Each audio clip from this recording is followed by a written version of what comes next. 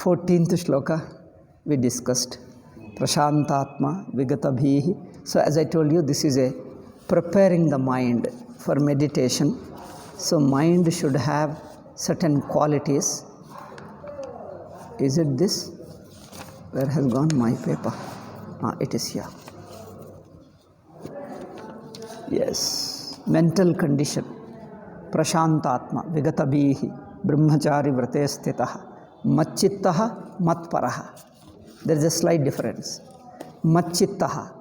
Now your attention is on me. Your mind thinks of me, attention is on me. Matparaha means it aims to reach that only.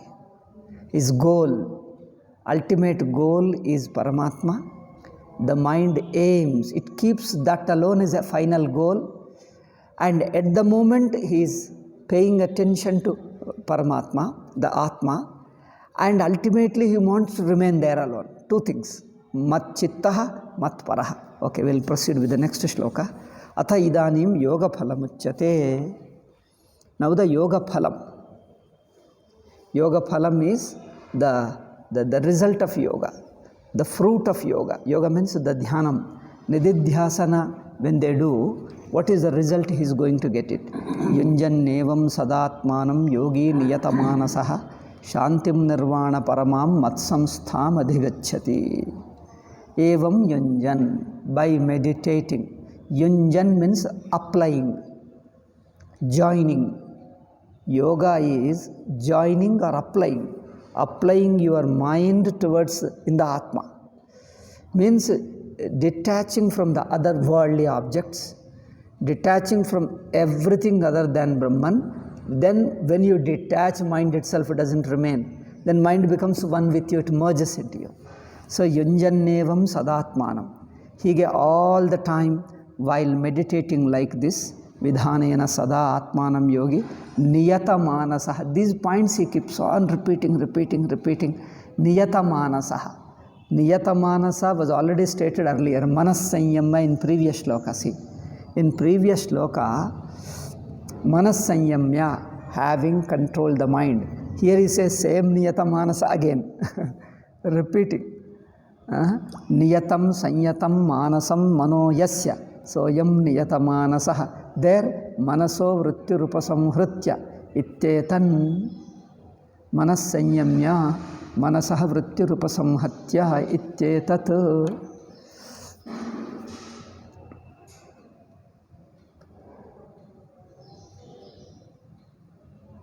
Okay, then by meditating like this, means by contemplating, in this thing mind is purified first, then the very mindness of mind is removed.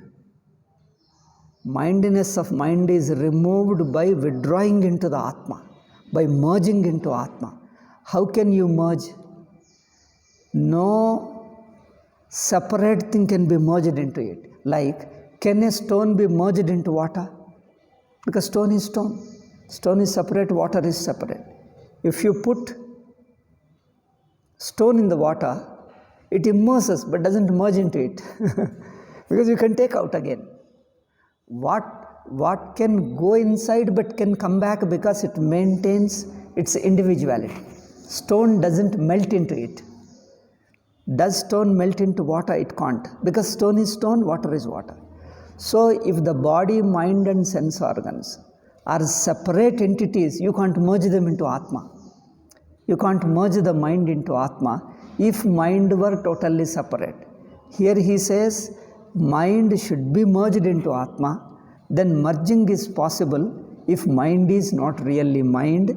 Mind in its originality is consciousness in a shape. Consciousness assuming a shape is nothing but consciousness, like a wave. It is originally water. Because it is assuming a shape, it is called wave. But if you go deeply inside it, it is nothing but water. What is originally water can be merged into water because it is originally water. It is appearing as different for assuming a different form. Similarly, mind is only an apparent state. In its content, it is Atma, it is Sakshi only. The content of mind, like the content of wave, is water only. The content, the essence, the truth, content, essence, or truth, all the three mean the same thing. Like any object, you take a pot. The pot, content of the pot is whatever the material it is made of. If it is a mud pot, its content is mud. If it is a steel pot, then its content is steel, like that. So, whatever material it is made of, its content is that material. Only shape is the object. So, mind is only a shape. It is assuming various shapes, but you leaving the shape, go to its content, it is just Chaitanya Atma. Therefore, it is possible to merge the mind into Atma because mind is not a separate object. It is originally consciousness alone. We, due to misunderstanding, thinking that mind as a separate entity. If the separation is due to a pure misunderstanding or a misconception, then merging is easy. If the separation of wave from water is not real, wave is not another entity, addition to water or parallel to water. Wave is not a separate entity in addition to water or parallel to water. It's in fact water only. Only we thought wrongly. So we conceived wrongly. Therefore, by correcting our misconception, you come to understand it's already water. You are not merging it, you are understanding it is already one. There is no need to merge because it never got separated. Wave never got separated from water. It never existed, nor exists, nor will ever exist tomorrow. The wave never existed apart from water, though we thought that wave is something in another entity born from water. It's not born because there is no such thing called wave to be able to be born. To be born, it should be another one. Where is the question of birth? It is already water, ever water, continuously water, never moved away from water, never got separated from water, never ceased to be water, never existed as anything other than water. See, wave never existed, never moved away from water, never left water, never became something other than water, though in my thinking we feel it is something other than it, some additional. That's a mistake. That mistake alone needs to be corrected. In the reality, no changes to be required. Therefore, world is not an entity, independent entity apart from consciousness, apart from Chaitanya Atma. It doesn't exist. Only in our thinking, Atma and world we put as two, as if there are two things, as if they are two parallel things. They are not parallel. It is the same, conceived different, wrongly, that's all. So it is the misunderstanding that makes us feel that there is world is something other than Brahman. But no part of the world, no aspect of the world is apart from Brahman. Like no part of the wave, no aspect of the wave is different from water. No aspect. So we may think wave is something additional to water, but the water itself knows there is nothing apart from it. Wave also is originally water alone. Similarly, the whole world is reduced to state, waking as a state. Then the state is nothing but mind. Mind is nothing but Atma. Like this we gradually understand it, that the whole world is a waking state. Waking state is only a mind. The entire mind is nothing but Atma. You probe into it, what is this mind which is appearing in the form of the state? Probe it, it is just consciousness alone, wrongly taken as something additional. Without being additional, it appears as additional. Without being parallel, appears as a parallel thing. But in essence, it is the same. It is one self, it is the one Atma. So, yunjannevam sadatmanam. So, all the time, continuously, if a person does this nididhyasana, applying the mind to the consciousness, so that means mind is imagining other than water, imagining many things. It is the self-existing consciousness is imagined as a wave, imagined as a state.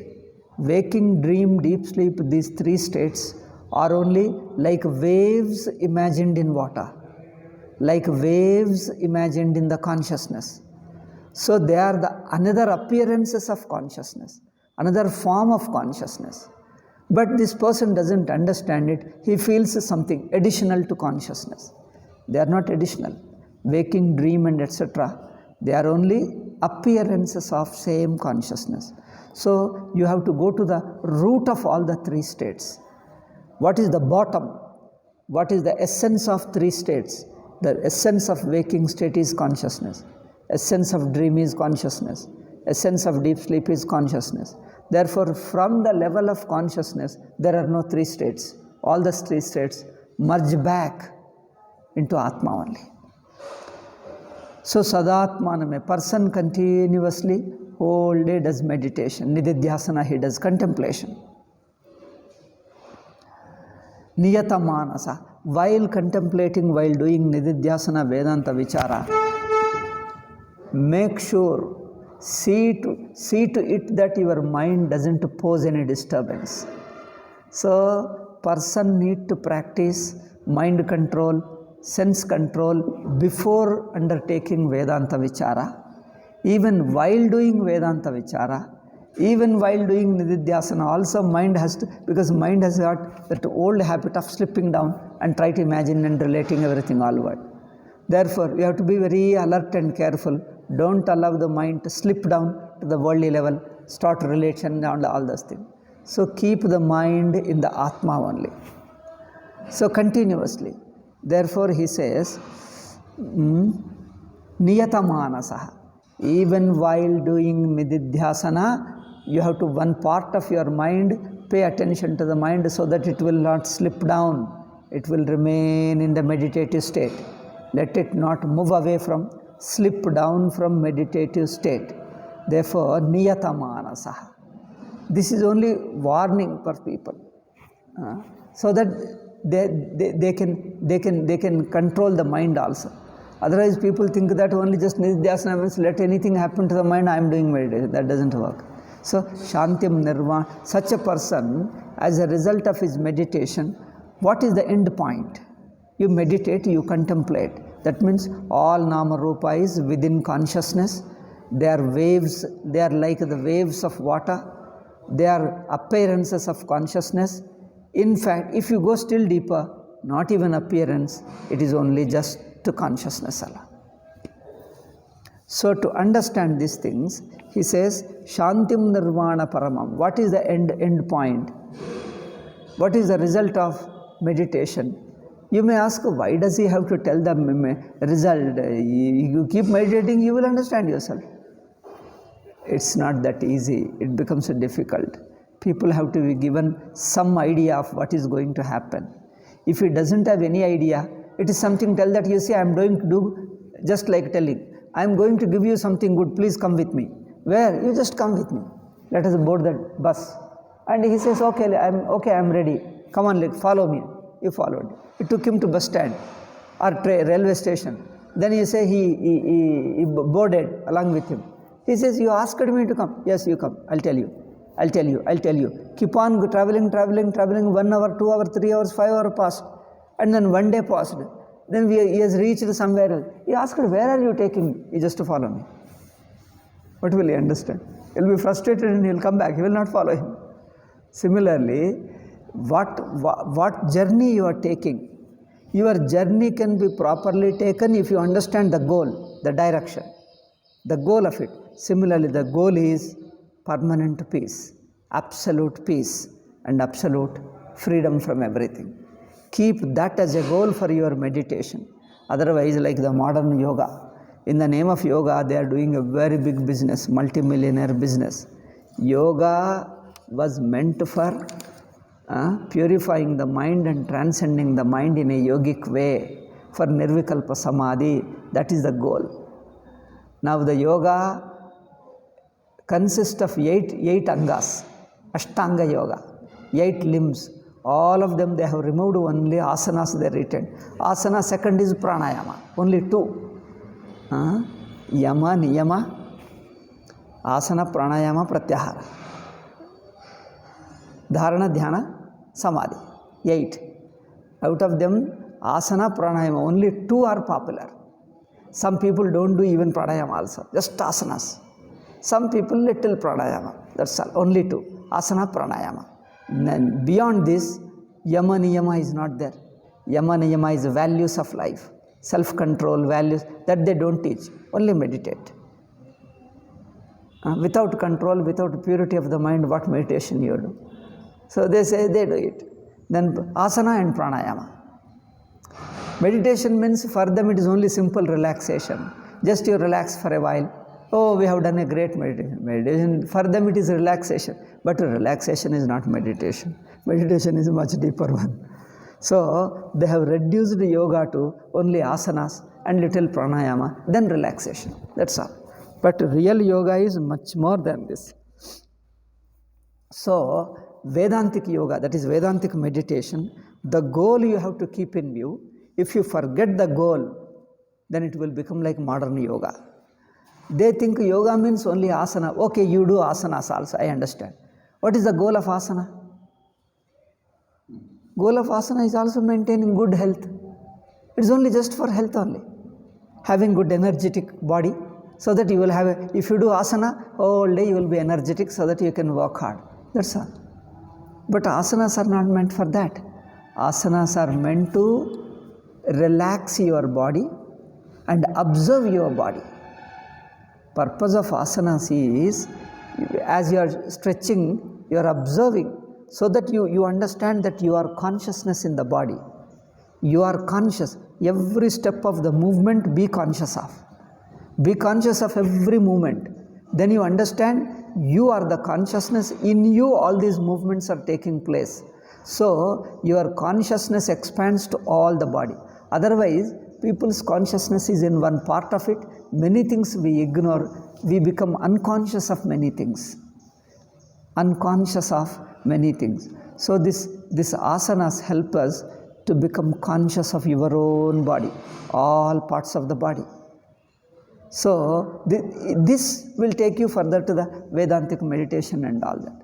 So they just don't know. They only just do asanas is enough. Anyway, we leave them here. Shantim Nirvana Param. So keep the goal is to attain the absolute peace or the Nirvana Paramam. It belongs to the Nirvana. Paramashanti belonging to Nirvana. Nirvana is a Buddhistic word, they say, but it was there in our Shastras only. Bhagavad Gita is pre-Buddhistic, everybody knows. And Upanishads also use Nirvana. Gaudapada uses Nirvana. So that Nirvana word is a common word of Vedic and Buddhists. Therefore, they were using, our people were also using. Now these Indologists came and they say Nirvana word is Buddhistic. So wherever if you find in our books, oh, you have borrowed from Buddhism. It is an original thing and you say that we borrowed from Buddhism. This is a strange thing. Buddhism itself is born from us. It borrowed a lot of things from us. And they say we borrowed from Buddhism. This is what they talk of. Like, it is a very strange thing. Some foreigner came. I think I told you, one Spanish boy in Rishikesh, I was there. And he came to our ashram where I was living. Then I asked him, probably he knows English. I just started English. And then he was very struggling hard and with a great difficulty speaking in English. Then I asked him, what language is yours? He told us Spanish. Then how did you learn English then? He says, it is India that taught me English. And he said, Indians, we end up teaching English to others. We have become propagators of Britishers. It's a very strange thing. It is a foreign language and we end up teaching English to foreigners. Like this is happening. So they say that we have learned from Buddhist. Learning from Buddhist, Buddhists have learned from us. This is a common language they have used. In those days, Certain common words were there. They were using, we were using, it was common words. And instead of taking it as common culture, common words, they present it as different. Anyway, in the school of philosophy, a few points are different, but that doesn't make him totally outside us. Okay, Shantim Nirvana Parama. He gets a peace of mind, which is a Parama, highest peace. Nirvana. Nirvana means moksha. Moksha means what? Liberation. Liberation means being free from all samsara of individuality. What is samsara? Sense of individuality. Sense of individuality is jiva. As a jiva who has sense of individuality, certain qualities go with him. What is that? He is born, subject to death. He continuously changes, ages. The aging is a part of him, necessary. And then since he is born, he ages. Then the mind-wise, he acts, struggle hard, he works hard. Then comes to enjoy pain and pleasure, honor and dishonor. Various experiences he has to go through. He works hard, sometimes fails, sometimes succeeds. All this is part of his life. Inevitable part. There is no person who is continuously successful, all the time successful, throughout his life successful. So failure, success, they are so common. They go together. They are we say, Bhagavad Gita also says, they are two sides of the same coin. If you look for success, you can't escape failure. If you look for honor, you can't escape dishonor. Dishonor becomes inevitable. When you take honor as an important, dishonor becomes inevitable. If you want success, failure becomes inevitable. Not in all cases, but at least some cases you will be failure, at least partial failure, partial success. Because success and failure are not two separate things. They are only interpreted differently, they are only the same thing. So, to be free from these limitations, struggle of life, and being subjected to undesirable experiences of pain, pleasure, and all those things. Forcibly, I am forced to undergo various experiences. I am forced to struggle hard to make my living and work hard. We have to do that. So all this is samsara. When there is a pressure against my wish, a pressure, certain experiences thrust on me. So my knowledge is limited. I want to know many things. See, knowledge, how knowledge persecutes, tortures a person. Person wants to know what is this, because of ignorance he makes mistakes. He misunderstands people, misunderstands things, misjudges his activity. Should I do this today or tomorrow? His decisions go wrong because knowledge is limited. Since his knowledge is limited,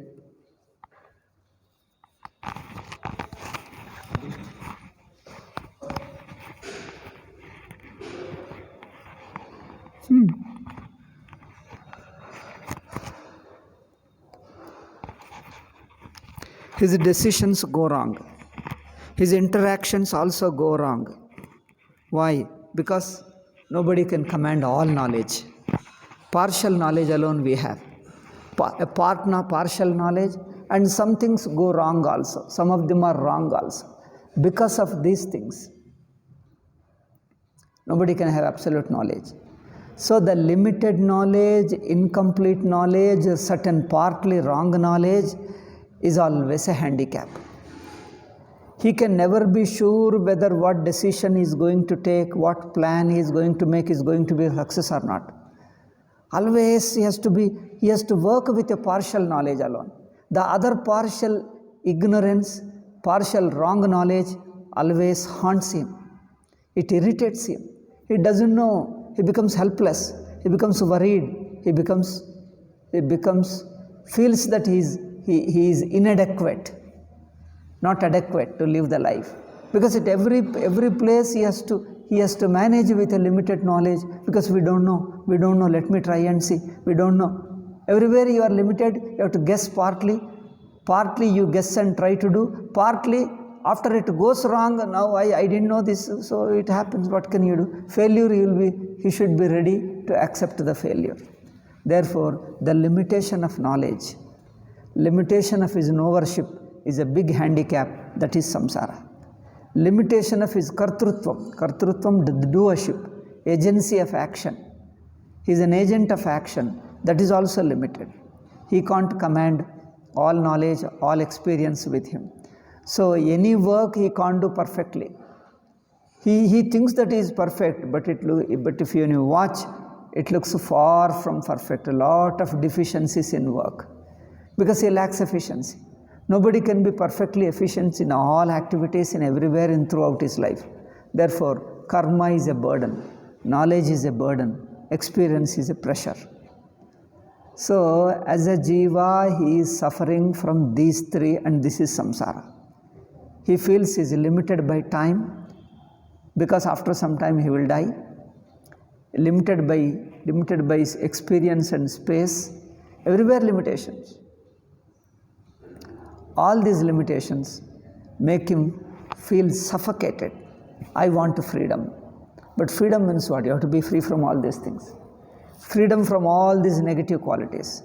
All these negative qualities imply you are jiva bhava. You are a jiva. Therefore, I want to be free from this very condition of jiva, because as a jiva, all these things are inevitable. They become inevitable. You can't do anything. Then only you have to expand your vision, transcend your body, mind and sense organ, then you are free, automatically free. Therefore, this nididhyasana's purpose is not understanding intellectually, not meditating, not imagining type of meditation. That is upasana. You are purely nididhyasana. Just pay attention, stay. Just stay, nothing to do. Adi he is going to say how to meditate in one particular shloka. Atma samstam manah krutva nakinchidapi chintaya. Place your mind in the sakshi or turn it towards the sakshi and remain. Nakinchidapi chintayet. Don't think of anything else. There should be no thought. Just leave it. Wherever your mind is already part of Atma. Now what else to be done? Whatever mind you are thinking, whatever idea you are thinking, your entire mind with all its thoughts and vicissitudes, changes, everything, all that you just surrender it to Paramatma. You surrender it to His possession, His control. So, here, nirvana is to want to be free from the constraint, from the pressure, from the tension, from the undesirable experiences he is feeling, he wants to avoid. How? He doesn't know. Whatever he knows, with that he tries. But the more you try, more you remain in the circle only. Therefore, one needs knowledge. So, nirvana paramam, what he says, nirvanam mokshaha, paramanishthayasya shante. The peace of mind, the peace, the absolute peace. The absolute peace, where is that? Nishtayasya shante. That shanti, the peace that rises in your mind, keeps on increasing. Ultimately, it swallows the whole mind. It swallows the whole mind. Mind itself ceases to be there. Mind means the individuality. Sense of individuality will not be there. Then, once the individuality melts away, then you merge into Atma. Merging is meaningless. There is no question of merging. Once individuality melts, you are Atma. Where is the question of merging? Merging in whom? Merging in yourself? How can you merge into yourself? You are the Atma. That's all. That is needs to be understood. So, Shanti Paramam Mat Samstam Adigachyati. This is residing in me. This peace, a final peace, ultimate peace, absolute peace. All this is in me. It pertains to me. As a result of nididhyasana, you will get it. So the purpose with this, the purpose of nididhyasana becomes clear. Nididhyasana is trying to separate. Is trying to separate oneself from the body. You understand, I have unnecessarily assumed body upon myself. Which self? The consciousness. The consciousness is ever free from the body, ever free from sense organs, ever free from intellect, ever free from any emotions or anything, ever free from everything else. So this is the result of meditation. You just keep in mind and you keep doing your nididhyasana until you get that, because nididhyasana is meant for attaining that. What does nididhyasana do? As I told you in my previous class, it is just remaining. Be awareful and remain. Being awareful is, there is no strain. Is there any strain? Because it's natural. Being conscious is natural, therefore without any effort, just you remain in that consciousness, effortless consciousness. Okay. So by nididhyasana, you discover how your identification with the body is false. Body is alien to me. I am not supposed to identify. I am independent of all this body, mind and sense organs. I am independent of them. I am just totally free. The freedom you are not going to create. Already existing freedom you come to be aware of. Existing freedom you come to discover. Atma is already free. Atma need not become. It is already free. It falsely thinks that he is not free and he is bound. See, it is only in his thinking. Bondage is only in his thinking, not actuality. This is most important. There is no actual bandage. There is no actual body. There is no body sticking to you. And then you are bound by the body, and then bound by certain relationship, bound by certain responsibilities. Even helplessly you are supposed to execute them. This is what he thinks. That if you think like that, this is not meditation. In meditation, you understand you are not bound to the body, bound to the sense organs. That means you recognize your existence independent of body.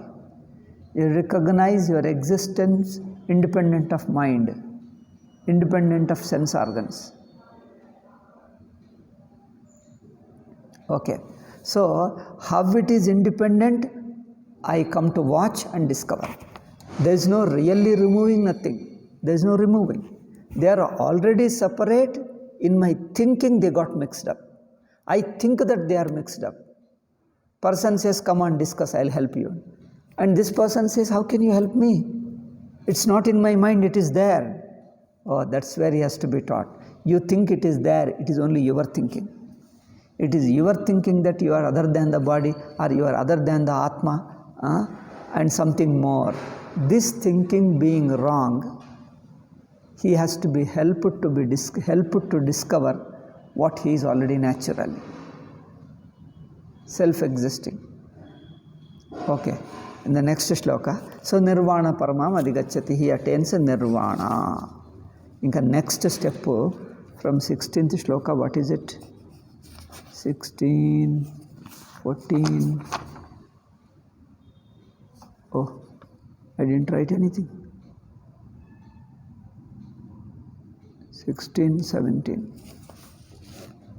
Food, regarding food, correct. 16 and 17 regarding food. What food to take? This is not a very serious thing, but okay, it's a superficial. We'll just quickly finish. There's nothing much in it.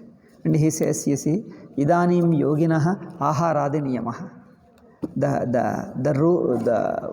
A diet, a course of life, a designed, planned course of life is given to him, particularly about his food.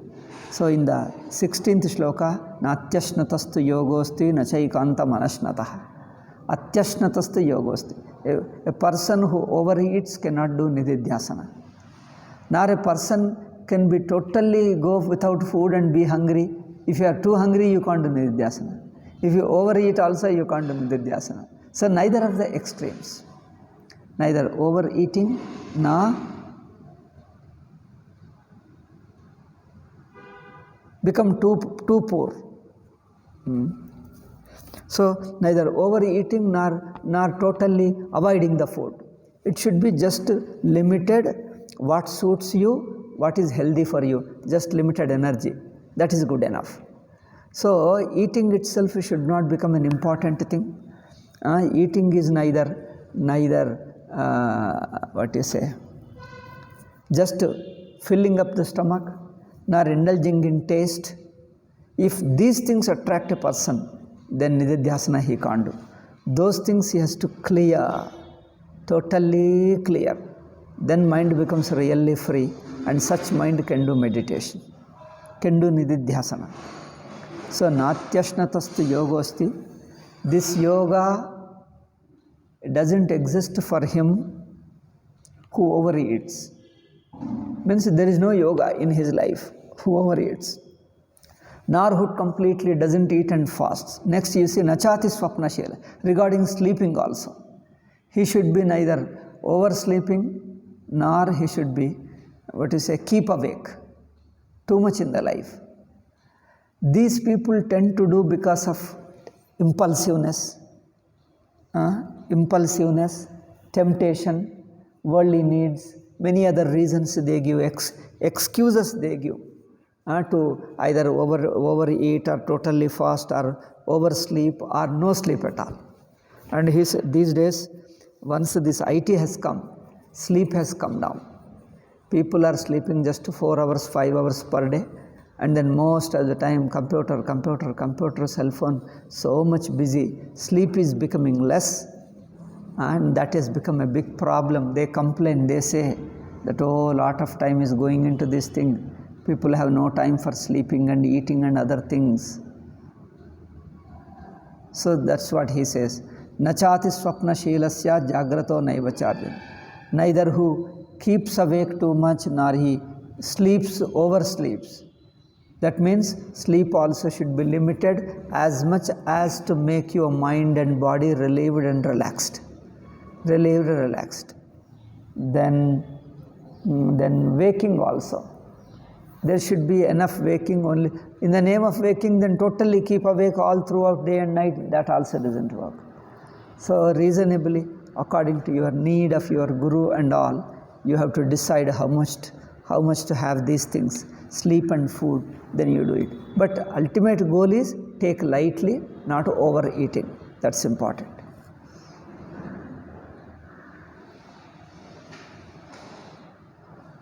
Shankaracharya adds one more thing. Shall I tell you? Interesting it is. Atma Sammitam Annam. From the Shatapatha Brahmana, he gives a quote. He is a Yajurveda's Brahmana, Shatapatha Brahmana. See, Yaduhava Atma Sammitam Annam Tadavati. Whoever eats the amount of food and the quality of food which suits his body. Atma Sammitam, which suits his body. Atma Sammitam Annamatti Tadavati. That kind of anna helps him, protects him. It gives him sufficient energy. Otherwise, tadbhuyo hinasti. If you eat more, it will kill you. Kill you means it will disturb you, create disease and all kinds of things. Then tat kaniyo annam na tadavati. If the food is too little, it's not enough to give you energy. Therefore, there should be just balanced. Neither overeating nor totally fasting.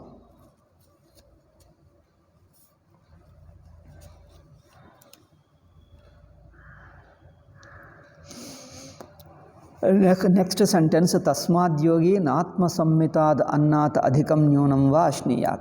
Athava yogino yoga shastre paripatitad anna parimanadati matram ashnato yogo nasti. Parimanam, he says, how much to eat.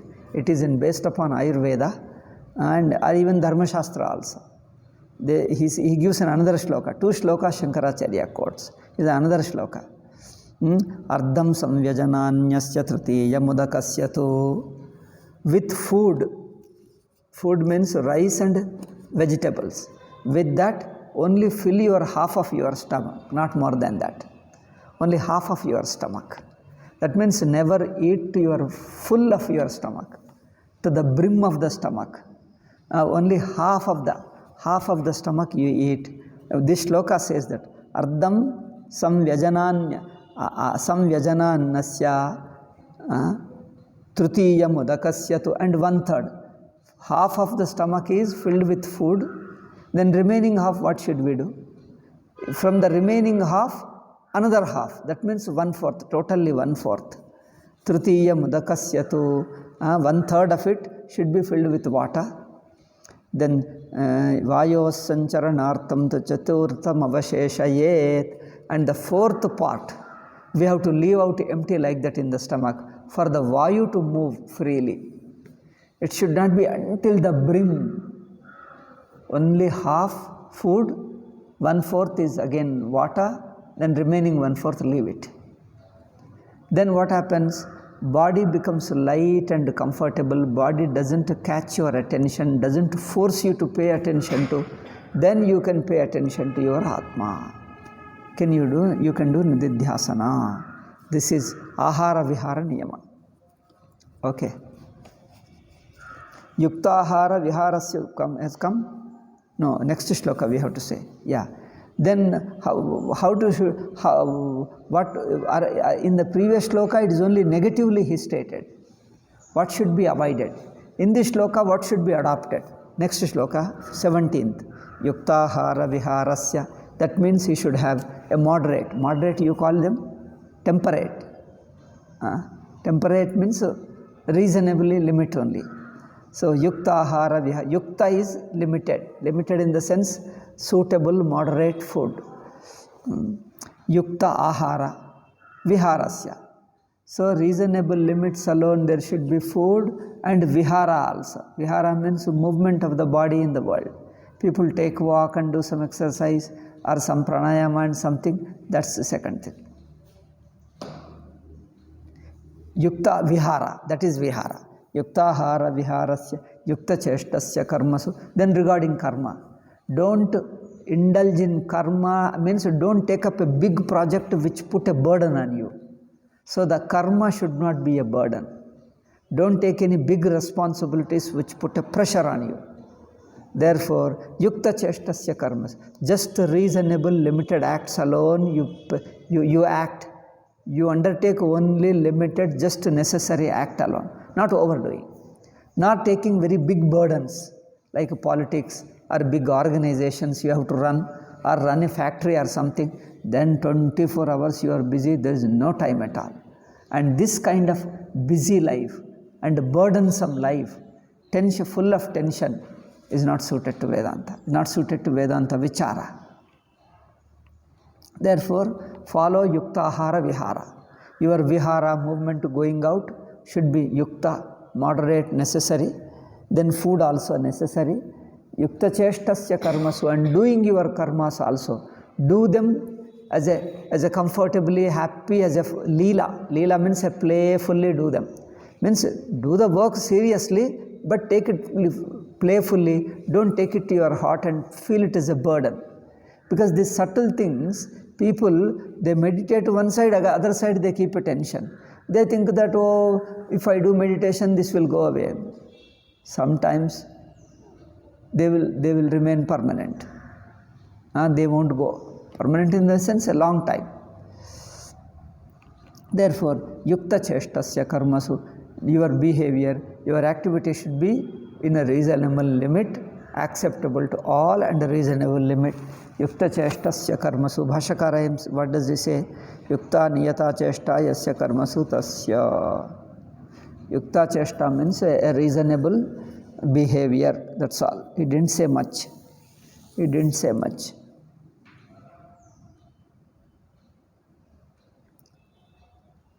Yuktahara Viharasya Yukta Cheshtasya Karmasu Yukta Swapna Vabhavasya Yoga Bhavati Dukkha.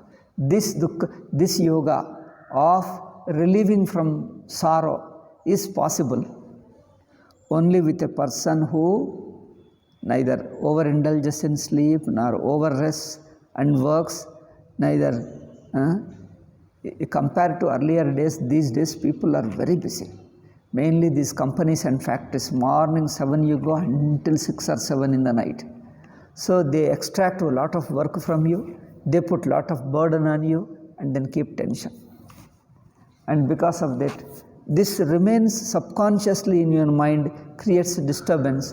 Now you can't you can't have a peaceful life. Therefore, yukta swapna vabodhasya yoto bhavati dukkhaha. So this yoga, which is going to remove the sorrow, becomes possible and successful only when you consciously follow these 2 or 3 things. Give the food natural, yuktahara limited, yukta cheshta work also limited, not overburdening, not pressurizing. Yukta swapna vabhava, just sleeping also should not be under pressure. Or jagaranam also should not be that now I am supposed to keep awake, forced way, don't keep awake. Just to take sufficient rest and just to keep awake sufficiently. Neither overdoing anything. So yukta swapna vabodhasya yogo bhavati dukkhaha. The sorrow relieving yoga. Yoga which relieves sorrow. This yoga becomes possible to him. To a person who is a Vedanta. Next shloka. There is nothing much in it. There are all superficial ideas. So we'll proceed easily. So atha adhuna kada yukto bhavati. Okay. With this external lifestyle, if you start meditating, when do you think that you have reached that goal? And he says, he gives certain features, certain values. So one who follows these things, kada yukto bhavati. Yukta means he reaches the culmination of the yoga. Yada viniyatam chittam atmanyeva vatishtate nispruhas sarvakamebhyo yukta ityuchyate. Yukta yogi means one who has reached the end point of yoga, the culmination of yoga. Such person, yada viniyatam chittam atmanyeva vatishtate. Chittam which is viniyatam, the mind which is purified, controlled and then meditated, that becomes what happens? Atmanyeva avatishthati. Mind ceases to be mind and mind becomes one with the Atma. Atmanyeva avatishthati. Mind stays in the Atma. That means the thought that mind was something different from consciousness, different from Sakshi, this thought goes away. Mind means entire waking state. Mind is not individual mind, collective mind. The entire world comes within the entire waking state. Then entire waking state is mind.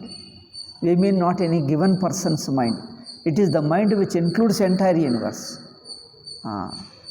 Like when you come to waking state, entire waking state you come to know. And you leave it, you just leave the entire waking state.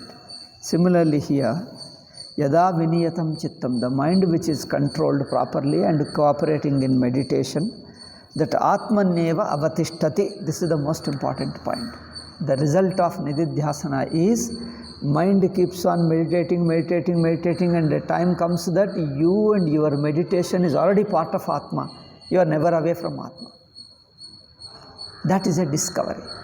So keeping that as a goal, one should discover and one should continue the sadhana, and that is the only sadhana. So yada viniyatam chittam atmanyeva avatishthati. It comes and stays in the Atma alone. It doesn't move away from it. Then nispruha sarva kamebhyo, and at the same time it is detached from all the worldly pleasures, objects of enjoyment. He is called yukta yogi. Yukta ityuchyate tada. He is called yukta. Yukta means he is a perfect yogi. These are all peculiar terms.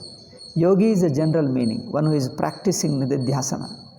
Yukta means one who has reached the end of nididhyasana. Thereafter he doesn't need to do, it may happen as a fun because of the old habit, but he himself doesn't take seriously. So, Yukta is a person who has reached culmination, who has perfected his yoga. That is, he attains Brahman only. Yoga Bhrashta is another expression that will come later in the same chapter. Yoga Bhrashta means literally, if you take the word, one has fallen from yoga. But there is no really falling from yoga. Therefore, this Yoga Bhrashta should be understood as an incomplete yogi. He is attempting, but he has not reached the completion of yoga and attained the Brahman. Therefore, a person who cannot attain Brahman, he is called Yoga Brashta. So Yukta Yogi and Yoga Brashta, these two are extreme. One who attains the perfection of yoga, that is Brahma only. And other is, he reaches Brahmaloka.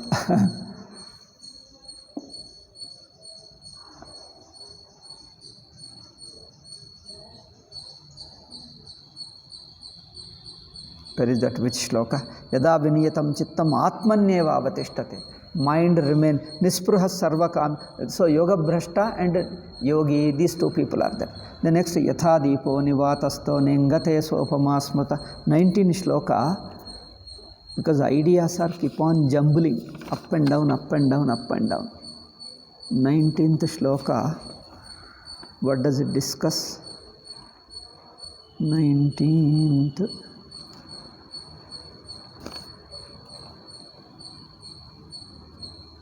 14, 13, 16, 17, 10. Yoga Bhrashta. I think it is continuing the same thing. How that state of mind he is describing. Yatha deepo nivatasto nengate sopamasmata yogino yatachittasya yanjate yogamarpa. The mind which is more and more absorbed into consciousness. Absorb means it understands as identical to consciousness. That mind is like deepaha. Deepa means a flame of a lamp. Nivatasta. Nivata means where there is no blowing wind. Is a fast blowing wind, there is no wind. Such a place, because the wind is blowing fast, then it gets put out, it gets extinguished. So a flame of a lamp. Flame of a lamp just remains when there is no wind is not blowing. It just remains steady like this. Steady. Similarly, a person, because of his meditation, he reaches the culmination, mind remains steady. Steady means what? It doesn't slip down to worldly things. Otherwise, in the beginning, partly it thinks of the Atma, partly again thinks of Anatma, other than Atma. Sometimes it, as if it has come close to consciousness, again it imagines starting things of the world and all other things. So if this fluctuating between world and also Atma, this is there at certain stage, but at a later stage, this fluctuation also goes away. So the entire mind is inseparable from the Atma. Then Atma becomes like a lamp, and not flickering lamp. What you say, that a flame which is not flickering, which is not waving, it just remains steady. So yatha deepo nivatasto nengate. Nengate means it doesn't move. Yatha deepo nivatasto nengate smata. Nengate means it doesn't shake, doesn't move, doesn't flutter. I don't know, you call flutter? This is English what I learned anyway. The flag flutters. Similarly, so it doesn't flutter. So, yatha deepo nivatasto nengate sopamasmuta yogino yata chittasya yunjato yogamatmanaha. That yogi who has been practicing this meditation, the mind becomes steady. Mind becoming steady means mind ceases to be mind, it becomes inseparable from the very consciousness. Then only it becomes steady, otherwise how will it be steady? Mind as a mind, impossible to remain steady. Mind as a mind, it keeps on wavering. So when the mind ceases to be mind, mind is understood as inseparable from consciousness, or it is the consciousness called by another name as mind, otherwise there is no such thing called mind. Like water is thought of as a wave, but if you go deeply into it, look into it, it's nothing but water only. Where is the wave? Wave is another name for water. Or you are looking at it, a part of it. A part of it, you pay attention, it looks as something separate. But don't take a part of it, look at the whole. It's nothing but water alone. Similarly, the mind, the entire waking state, the entire world, people, time, space and object, everything is inseparable from consciousness. This is what happens. So, this is what the result of yoga. This result is explained from different angles, so that keeping this in view, one should continue the contemplation, nididhyasana. So that the nididhyasana's aim should be these, what is described in these shlokas. 18 to 23, you can take 18 to 23 shlokas. 18, 19, 20, 21, 22, 23, 6 shlokas. The result of meditation. Result of meditation, why should he describe? When you do meditation, automatically you will get the result. Why does he have to describe? He is describing the meditation, the culmination of meditation, so that we keep this in view and practice. While practicing, see that I should reach that end. Whatever the described, whatever the condition described here, I should reach that end. Towards that, my meditation should continue. Otherwise, how long people say, how long should I remain like this? Is my meditation over? Or should I do half an hour? Should I do 1 hour? It is not the question of time, it is not the question of what state of mind, it is the ultimate you reach. You reach where there is no world and Atma, two separate things. There is only one Atma. That Atma Sthiti is described by these various ways. Yatroparamate chittam. Mind uparamate, withdraws, relaxes, withdraws from its active state. Niruddham yoga sevaya, by continuous practice of meditation. Niruddham means that they are controlled, yoga sevaya. As a result of continuous practice of yoga, mind becomes uparamate, withdraws. Withdraws from what? Mind, like in dream, what happens? In dream, mind assumes the various forms. It withdraws means it stops assuming the form. It is the mind alone assuming the waking state, waking world. So it withdraws from the assumption of the waking world.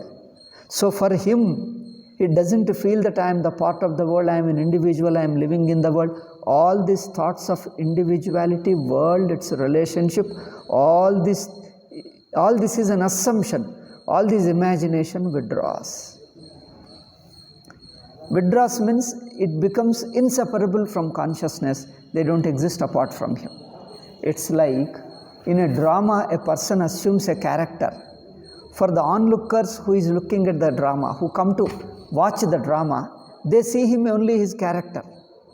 That is a role in the drama. But for the very actor, there is no character apart from him. There is no character. All characters are himself only. The character which he is playing, from his standpoint, he looks at himself only. His hands and legs are himself alone. He only makes an appearance, only others feel that he is so and so. But himself is just natural, he is himself alone. So similarly, earlier he was looking at himself from the standpoint of onlookers. For the onlookers, I look like, supposing he assumed a king in a drama, in a story. A king in a story, he becomes a king and he plays and all that. So, onlookers see him as a such and such a person. He was also earlier looking from that other's standpoint. Now he gives up the onlooker's standpoint and comes back to himself. What does he see? He doesn't see anything other than himself. This is really true. Generally, we look at ourselves as an individual because we look at ourselves as a part of a world, as an individual in the world. How I look to others, how I appear to others. From others' standpoint, I look like a person, as an individual, walking, talking, sitting and doing all those things, as a body, born and subject to death and undergoing all pain, pleasure, suffering and etc. This is how a person appears. This appearance is from the standpoint of a person himself living as a part of the world, himself living as a jiva, as an individual in the part of the world. Like in drama, if you look at the person as an onlooker sitting in the audience and watching the drama, you see him as another character sitting upon the actor.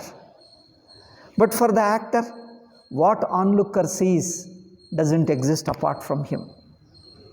That means his vision has shifted from the onlooker to himself. Earlier he was looking himself from the standpoint of honor. How do I look how do I appear to others? Now he tries to dance. Dancers. How do I appear? Is my dance good? They come and ask them. After dance is over, how do you feel? What is your experience? Did I do well? They say, some people say, oh, you have done excellent. Some people say, there was some small mistake. You should have done like this. You should have done like that. That means he is trying to evaluate himself, look at himself through others' standpoint. Now he has to give up all others' standpoint. Now in meditation, you don't look at yourself from the standpoint of time, from the standpoint of space, from the standpoint of objects, from the standpoint of relationship. All this is a worldly relationship. It drops away the time, drops away the standpoint of time, standpoint of space. When he drops the standpoint of space, the location goes away. When he drops the standpoint of the body, his self-image goes away. Through body alone, you get an image that I am so-and-so person, I am like this, I am like this. And your role in the society, your role in a family, I am a successful man, I am so-and-so, I am whatever profession you follow, whatever vocation you follow. So, if you ask commonly, what are you? Who are you? He identifies, I am a lecturer, I am a professor, I am somebody. So, this is your identity. This is identity through world, through your profession. Now, he drops away all these identities. He removes all this identity, because all this identity from others. What am I for myself? I just am. Except existence, nothing remains. Any other thing is only unnecessary addition put from others' standpoint. So this is where in meditation, nididhyasana, he tries to remove those identities imposed upon him from the worldly standpoint, from others' standpoint, from the worldly standpoint. So the others' standpoints he removes. To myself, what am I? You have no standpoint. When you look at yourself from yourself, it is not a standpoint. A standpoint, see, when you look at this as a this, it's not a standpoint. You look at this from others' standpoint, it becomes a standpoint. So it is like, can you see your own face? You can't see. Because there is no difference, there is no distance between you and your face. You can't see your eyes, because you and eyes are not two. Similarly, the whole universe is me, whole world is me. So I don't look at myself through a given place, given time, given object and given person, given individuality. All the standpoints are dropped off. Then what he understands is he is only existence, nothing but existence. The same existence can be called consciousness also. It's just conscious. Dimensionless consciousness, limitless consciousness, no limitation of time, no limitation of space, no limitation of individuality. He is not a part of the, because as an individual I am part of the world. When the individuality detached, delinked, then is only pure existence. So that's what he says. Yatroparamate chittam. Chittam uparamate. Mind drops of all your identities. Worldly identities. Identities assumed through the worldly standpoint. All the identities assumed through the worldly standpoint. All those identities are only from alien standpoint, not from me. I am myself. See, I think I gave you this example. When I address you, I say you. You are sitting, you are talking, you have come. When I say you, the other person you, how do you take it? You don't say, when you are addressing, you don't say, yes, this you is sitting, this you is talking. You can't address as you. I am addressing as you, but you address yourself not as you. This is others' standpoint. When I address you, this you is only others' standpoint, not your standpoint. Isn't it? So this others' standpoint I drop off, I leave them. How are you to you? How are you to yourself? To myself, I cannot name. I cannot name. I become nameless. All names are given from others' standpoint. When all others' standpoints are removed, I become nameless. I become just existence which cannot be named. When I cannot name, there is only one existence without any thought. That is Sakshi. Anyway, more we will see later. Om Shanti Shanti Shanti. Harihi Om. These shlokas all put together, all the 6 shlokas should be studied together. But anyway, sometimes we repeat them also. All the 6 shlokas one place. It shows the ultimate culmination of Atma Swarupa.